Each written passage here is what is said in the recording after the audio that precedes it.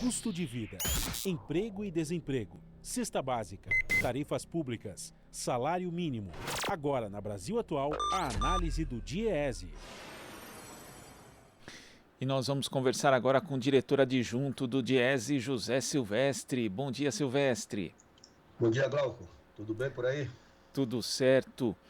Agora, o que não está muito certo, na verdade, no Brasil, não é a única coisa, mas é o mercado de trabalho, né? Um estudo da LCA Consultores para o jornal Valor Econômico, que teve como base os dados da PNAD contínua, mostrou que além dos mais de 14 milhões de desempregados que a gente tem no Brasil, o número de trabalhadores subocupados, aqueles que trabalham menos do que gostariam, chegou a um contingente de 7 milhões e meio de pessoas. Como é que você analisa esses dados, Silvestre?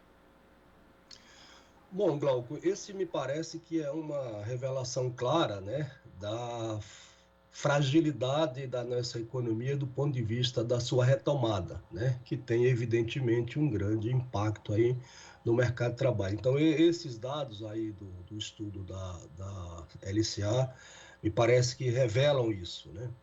Uma segunda coisa, Glauco, que eu acho que chama atenção no estudo é que, bom, você tem um país que tem aí cerca de 14,4 milhões de pessoas, você ainda tem aí mais de 7 milhões e meio de pessoas, como você bem falou, nessa condição, ou seja, classificados como subocupados, o que significa dizer que são pessoas que trabalham menos do que gostariam e que, portanto, têm uma renda menor e assim por diante. Evidentemente que as pessoas, é isso mesmo, tem que se virar para tentar sobreviver, enfim.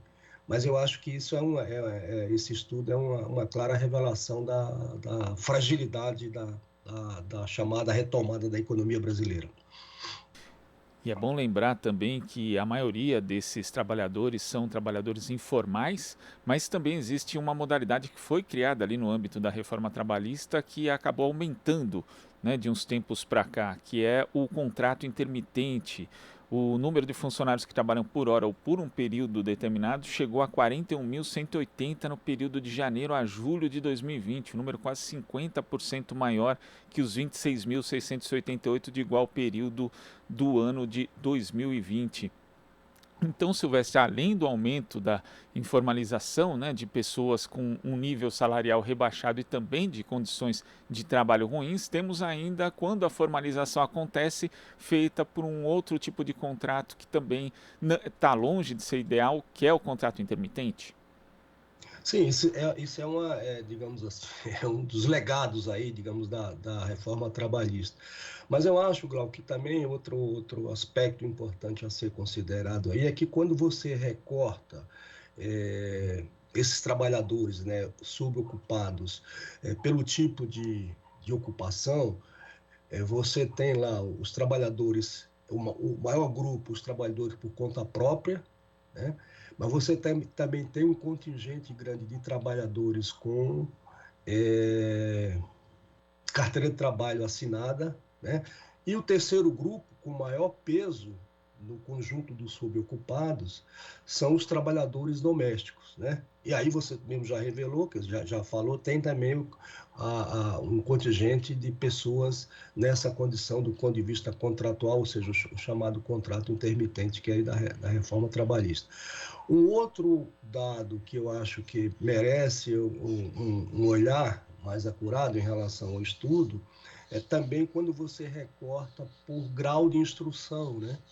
Então, o que a gente percebe? Você tem três grandes grupos, digamos assim. São aqueles que têm o ensino fundamental incompleto,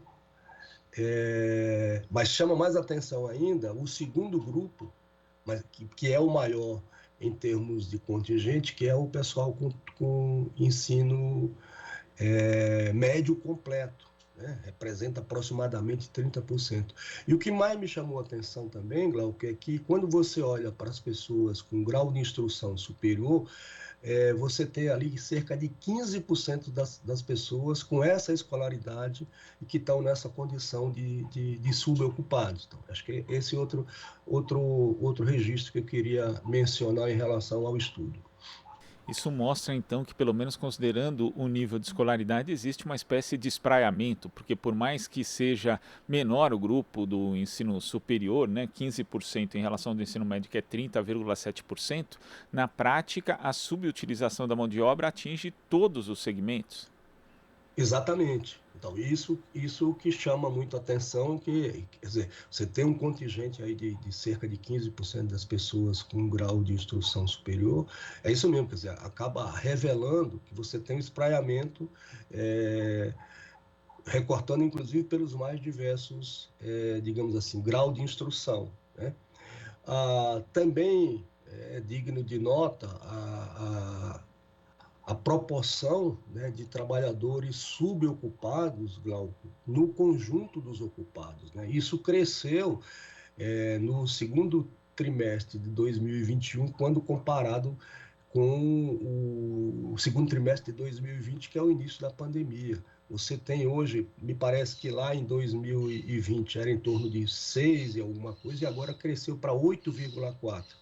E dentro disso também chama atenção para a questão do Nordeste. O Nordeste tem mais de 12%, né, dos ocupados são subocupados, o que revela também, evidentemente, aí a precariedade maior, né, do mercado de trabalho nordestino, né? Então, é um outro aspecto que chama atenção no estudo. Existe uma questão conjuntural decorrente da crise sanitária, da crise econômica, mas também estrutural, decorrente das transformações no mercado de trabalho nos últimos anos. Isso, Silvestre, junto com as modificações da legislação trabalhista que nós tivemos, pode acabar fazendo com que o mercado de trabalho rebaixado seja algo perene e não passageiro no Brasil? Eu acho que isso claro que a pandemia aprofundou, mas a gente tem ali no estudo algumas características que são estruturais, eu diria, do mercado de trabalho brasileiro, né? Por exemplo, a questão da precarização, né? O baixo valor dos salários, ocupações com baixa produtividade, com baixa qualificação, né? Isso eu diria que é estrutural. O que talvez você tenha, talvez não, certamente a pandemia aprofundou essa situação, né? Fazendo com que essa precariedade, digamos, além de aumentar, se espraiasse mais de uma maneira geral aí para o mercado de trabalho. Porque não é pouca gente, quer dizer, são mais de 7,5 milhões de pessoas nessa condição, né? Tá certo, Silvestre, muito obrigado pela sua participação aqui no Jornal Brasil Atual e até a próxima. E aí, Glauco, até a próxima. Bom dia para você. Bom dia. Conversamos aqui com o diretor adjunto do DIEESE, José Silvestre. Você está ouvindo Jornal Brasil Atual. As notícias que os outros não dão.